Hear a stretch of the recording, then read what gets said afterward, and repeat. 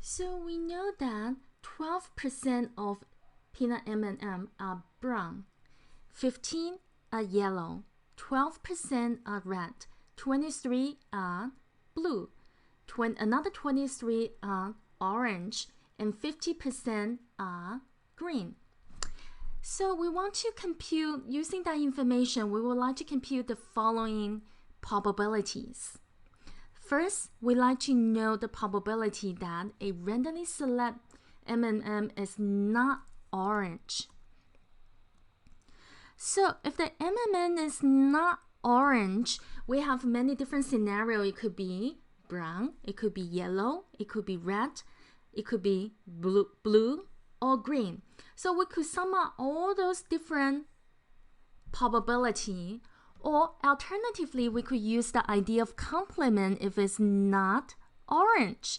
Then we subtract the probability of orange from 1. So that will give me 0.77.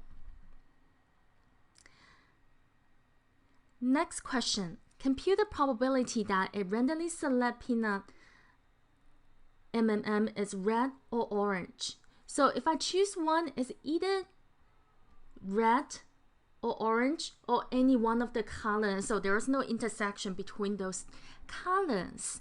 So all I have to do is add those two probabilities. So the probability of red is 0.12 plus probability of orange is 0.23. And that will give me 0.35.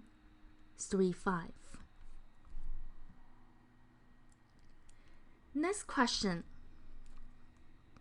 Notice at this point, we are mixing and matching the addition rule and the multiplication rule into one question. So always pay attention to the keywords.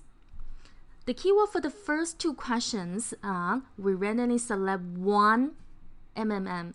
We randomly select one M&M. The keyword for the third question is we are going to choose 3. And each time we choose, we may get a different color. But the question asks us to find out the probability all 3 are red. When I choose for the first time, the probability of getting a red is 0.12. Second time, also 0.12. Third time, also 0.12. So you could go ahead and type this into your graphing calculator, or you could type 0.12 to the power of 3 into your graphing calculator. Either way, you should get the right answer. And please remember, the question asks you to round to certain decimal places. So keep in mind when you do the rounding. Oh no.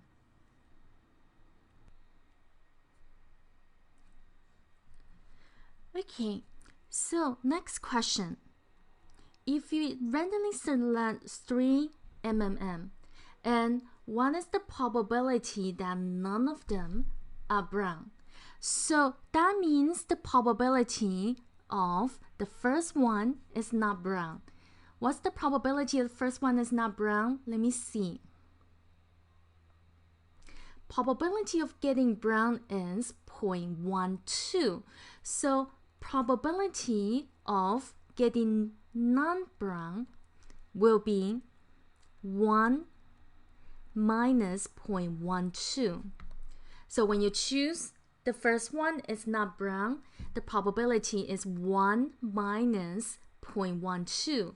When you choose the second one, the probability the second one is not brown is 1 minus 0.12. And when you choose the third one, the probability that one is also not brown is 1 minus 0.12. So simplify this. All you have to do is to type this into, actually to make good comparison with the very last question, I don't want to simplify over here. Let me just write it as 1 minus 0.12 to the power of 3. Okay, very last question. Once again, I'm going to choose 3 MMM, and I like to compute the probability that at least one of them is brown. Now, at least one of them is brown. That means that could include one is brown, or 2 are brown, or all 3 are brown. And even with the case one of them is brown, so it's brown, red, white, white. We don't have white MMM. Brown, red, blue, or brown, red, red, or brown, yellow, red. So many different scenarios. So instead of making that calculation, I think it's much easier to calculate 1 minus the probability none of them, all 3 of them, are non-brown.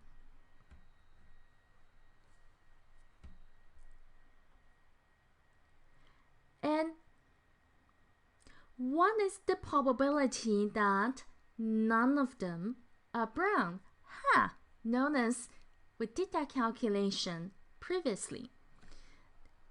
The question above, the probability none of them are brown is this.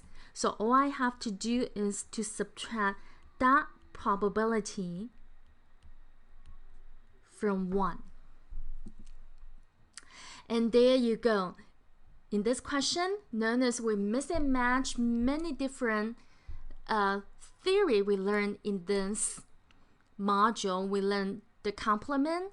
We covered the complement. We covered the summation rule, addition rule, and we covered the multiplication rule.